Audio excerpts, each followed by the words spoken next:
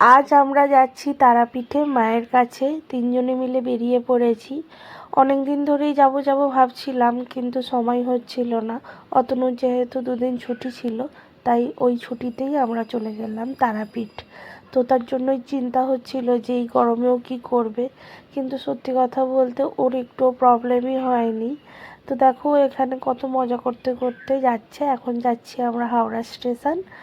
তারপরে ওখান থেকে দেখো আমাদের ছিল কবিকুঞ্জ এক্সপ্রেস, সেটাই ধরে নিয়েছি। তো তার এখন ইচ্ছা গেছে ওই জানালায় উঠবে। আর এরই মধ্যে আমাদের একটা পরিবারের সাথে আলাপ হয়েছে, সেখানেও একটা বাচ্চা মেয়ে ছিল। তো তা তো খুব খুশি। পরের দিন সকালবেলা আমি পুজো দিতে চলে গিয়েছিলাম। সকাল বলতে ভোরবেলা ওই 4:45টার সময় আমরা লাইন দিয়েছিলাম। আর এত সুন্দরভাবে আমার পুজো দেওয়া হয়েছে এবার। কারণ আমি ভেবেছিলাম যে আগের বারে তো এসে 7টার সময় লাইন দিয়ে ওই 1:30টায় পুজো হয়েছে। তো আমি ভাবলাম মেয়েকে নিয়ে কীভাবেই বা কী হবে, কিন্তু খুব সুন্দরভাবে আমাদের ওই 8টার মধ্যেই পুজো দেওয়া হয়ে গেছে। আর তোতাও খুব সুন্দরভাবেই ছিল, ও খেলছিল আর কি। আর শেষের দিকে একটু ঘুমিয়ে পড়েছিল। তো তারপরে বিকেলে দেখো একটু সাইট সিনের জন্য বেরিয়েছি। আর এরই মধ্যে কিন্তু ওর অনেক বন্ধুবান্ধব চলে এসেছে। ওরা এসেছিল পরের দিন বিকালবেলা। আমরা যেহেতু বাচ্চা নিয়ে আসবো, তো আগের দিনই এসেছিলাম। আর সকালবেলা যেহেতু পুজো দেবো, সেই কারণে ওরা এসে রাত্রেবেলা পুজো দিয়েছিল। তো দেখো এখন আমরা সাইট সিনের জন্য বেরিয়েছি। আর তোতা তো ওর দিদিদের পেয়ে খুব খুশি। ওর বয়সী বাচ্চা বা একটু বড় বাচ্চাদের পেলে খুব খুশি হয়ে যায়। আমার মনে হয় সব বাচ্চারাই এরকম। আর এই যাবার সময় যে রাস্তাটা পড়ে এত ভালো লাগে, দুধারে শুধু ধান চাষ হয়ে আছে আর এত সুন্দর লাগছিল, খুব সুন্দর লাগছিল। তো দেখো আমরা টোটো করে এখন যাচ্ছি।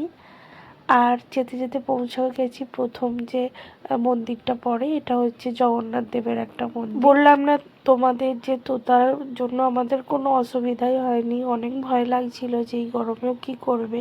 8টার মধ্যে যেহেতু পুজো দেওয়া হয়ে গেছিলো, তো সবসময় রুমের মধ্যেই ছিলাম। আর বিকেলে একটু ওয়েদারটা ঠান্ডা হতে তো বেরিয়েছি। ওর একটু কষ্টই হয়নি। তো সবই মায়ের জন্যই হয়েছে আমার মনে হয়। আর ওখানে যাওয়া থেকে শুরু করে ওখানে থাকাতে কোনো কষ্টই হয়নি, কিন্তু বাড়ি আসার সময় একটু কষ্ট লাগছিল আমাদের, যেহেতু গরমটা পড়েছিল। আর দিনের বেলাতেই আমাদের ট্রেন ছিল, পুরো দিনটাই ছিল আমাদের ট্রেনের মধ্যে, তাই একটু গরম লাগছিল। কিন্তু আশ্চর্যভাবে মানে তোতা তো ঘুমিয়ে পড়েই ছিল। ওই 3টের সময় আমাদের হাওড়ায় নামার কথা, ও 2টোর সময় উঠেছে। তো ওর অতটা কষ্ট হয়নি। তো ওর আনন্দ দেখে বুঝতে পারছো কতটা খুশি হয়েছে এখানে এসে। এর মধ্যে ওকে একটুখানি ড্রেসটা চেঞ্জও করে দিয়েছি, ফ্রক পরিয়ে দিলাম। এখন এলাম বৃন্দাবনের আদলে তৈরি করা আর একটা মন্দিরে। তো খুব সুন্দর মন্দিরটার। অনেক জায়গায় ক্যামেরা অ্যালাউ ছিল না, তো সেই কারণে তো ক্যামেরা বন্দি কিছু করতেই পারেনি। আর আমি এই ট্রিপটাই শুধুমাত্র ঘুরতেই গিয়েছিলাম আর ঠাকুরকে দর্শন করতে গিয়েছিলাম। তো সেই রকমভাবে সত্যিই কোনো ভিডিও বানাইনি। তোমরা হয়তো ভিডিওগুলো দেখে বুঝতেই পারছো। আর এই কাঠের তৈরি ওয়াল হ্যাঙ্গিংগুলো বেশ ভালোই লাগছিল। মায়াপুরের আদলে তৈরি এই মন্দিরটায় এসেছি।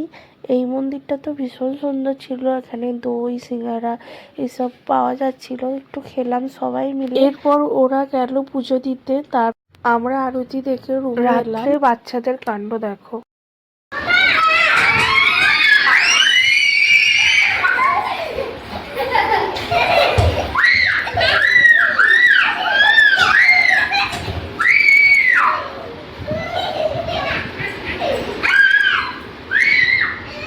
বললাম না তোতা খুব মজা করেছে।